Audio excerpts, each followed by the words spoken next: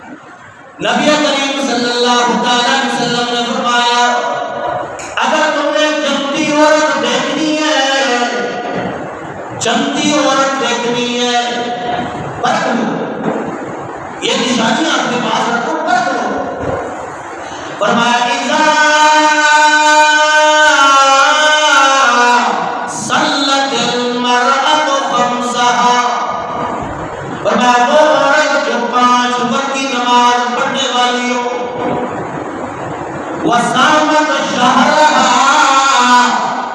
اور رمضان کے روزے رکھنے والی ہو، وحسنت فرجها، اور اپنے شرمگاہ کی حفاظت کرنے والی ہو، نمود و نماز جسم کی کرنے والی نہ ہو، وحکات بالها،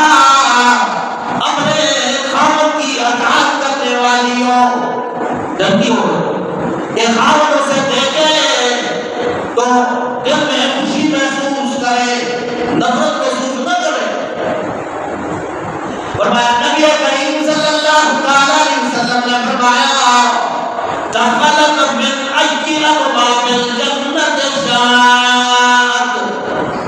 فرمایا ایسی عورت جسے کہا جائے گا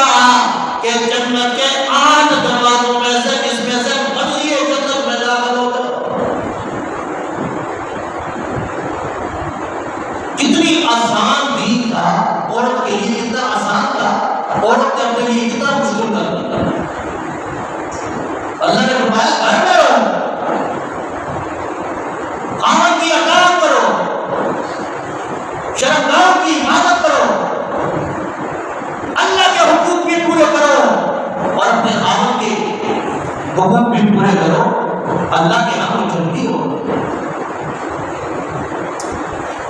اور نبی کریم صلی اللہ علیہ وسلم نے فرمایا النساء حبائل الشیطان، یہ عورتیں شیطان کی رسیاں ہیں، اس کے ذریعے نوجوان مرد گمراہ ہوتے ہیں، شیطان ان کے ذریعے گمراہ کرتا ہے، ان کی آنکھوں سے، ان کی زبانوں سے انسان بد نظری کرتا ہے اور پھر گمراہ کی طرف جاتا ہے۔ یہ پہلا قدم ہے، بے حیائی کی طرف جانے کا پہلا قدم، انسان